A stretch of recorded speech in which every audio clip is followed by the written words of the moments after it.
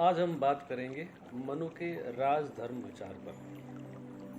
मनु जो कि एक राजा थे और उन्होंने एक लंबा शासनकाल जिया और वानप्रस्थ आश्रम में उनसे यह प्रार्थना की गई कि वो अपने जीवन के सभी अनुभवों को आगे की पीढ़ी को सौंपें ताकि समाज और राज या शासन सही तरीके से संचालित किया जा सके। तो उन्होंने अपने जीवन के लगभग सभी अनुभवों को अपनी एक पुस्तक मनुस्मृति में संग्रहित किए और उसी के आधार पर उन्होंने समाज, राजनीति, धर्म, कर्तव्य, आचरण इन सभी के निर्देश अपने आने वाली पीढ़ियों के लिए दिए। उसी के आधार पर हम एक राजधर्म क्या होता है, एक राजा का धर्म क्या होता है, एक शासन व्यवस्था क्या होती है, इस पे मनु के विचारों को हम इस राजधर्म टॉपिक में जानने का प्रयास करेंगे। सबसे पहले राज्य की उत्पत्ति पे ही बात करते हैं कि राज्य की उत्पत्ति कैसे हुई। तो भारतीय राजनीतिक शास्त्र में महर्षि मनु को राज्य की उत्पत्ति के देवीय सिद्धांत का प्रवर्तक माना जाता है। यानी कि भारतीय राजनीतिक व्यवस्थाओं में सर्वप्रथम महर्षि मनु ने ही राज्य की उत्पत्ति का देवीय सिद्धांत बतलाया था। राज्य का देवीय सिद्धांत यह मानता है कि राज्य की उत्पत्ति किसी व्यक्ति या समूह द्वारा नहीं की गई है। स्पष्ट है कि ये किसी पुरुष या व्यक्ति या इस धरती पर विचरण करने वाले किसी जीव द्वारा राज्य की उत्पत्ति नहीं की गई है।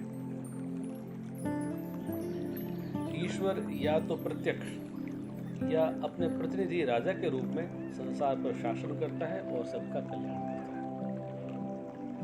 ईश्वर या तो प्रत्यक्ष रूप से ही इस सारी व्यवस्थाओं को, संसार की व्यवस्थाओं को देखता है और या फिर वह अपने प्रतिनिधि राजा को भेजकर किसी स्थान की व्यवस्थाओं को सुचारू रूप से चलाने का प्रयास करता है और इस संसार कल्याण करता है।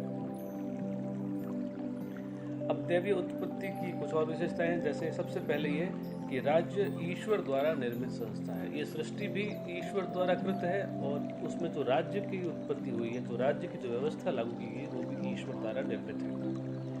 और राज्य की जो उत्पत्ति है उसके कारण भी दैवीय कारण होते हैं। कोई मानवीय कारण नहीं है, कोई भौतिक कारण नहीं है, कोई आर्थिक कारण नहीं है। जैसा कि कुछ लोग मानते हैं कि राज्य आर्थिक कारणों से उत्पन्न हुआ है, कुछ लोग मानते हैं कि राज्य की उत्पत्ति आपसी सामाजिक समझौतों के आधार पर हुई है। लेकिन मनु कहते हैं कि ऐसा कुछ नहीं है। राज्य की उत्पत्ति जो है वो दैवीय कारणों से हुई है। उसके पीछे जो मूल कारण है वो दैवीय कारण है। चूंकि राज्य एक दैवीय संस्था है तो इसके सभी नियम, आचार के, आचरण के, व्यवहार के, दंड के सभी नियम जो हैं वो भी ईश्वरकृत हैं, ईश्वर द्वारा ही निर्मित है। ईश्वर ने ही उनकी पालना आवश्यक मानी है। और जो राजा है वो धरती पर ईश्वर का प्रतिनिधि है, वो ईश्वर तुल्य ही है। और वो ईश्वर तुल्य होने के बाद भी राजा मनमानी से शासन नहीं कर सकता। उसे अपने राज्य में धर्म के अधीन रहते हुए ही अपने सभी कार्य करने होते हैं। धर्म शब्द की उत्पत्ति मनु कहते हैं कि धृ धातु से हुई है। धृ धातु का से जो धर्म की उत्पत्ति हुई है, उसकी उत्पत्ति का जो अर्थ है वो ये है कि धर्म वह है जिसे धारण किया जाए। व्यक्ति जो भी धारण करता है, जो भी स्वीकार करता है, वो सभी धर्म है। तो इस अर्थ में जो प्रजा को धारण करे वही राजधर्म है। यानी जो प्रजा की सारी जिम्मेदारियों को अपने पे ले ले, जो धारण कर ले। धारण का मतलब होता है कि वो जो किसी के नीचे आधार बने।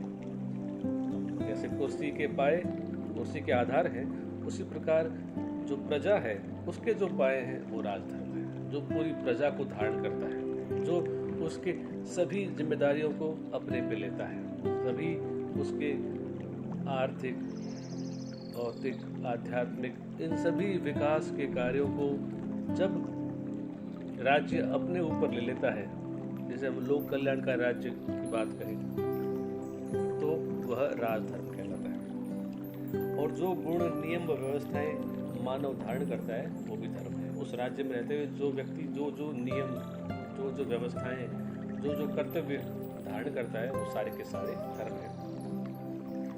तो मनु का जो धर्म शब्द है वो उस अर्थ में सांप्रदायिक नहीं है कि ये हिंदू है, ये सिख है, ये जैन है, ये बौद्ध है, ये पारसी है।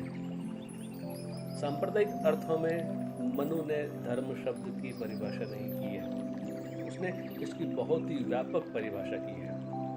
मनु का धर्म से तात्पर्य है कर्तव्य, यानी कि वो जो आपको करने ही चाहिए, जो आपके लिए करने आवश्यक है।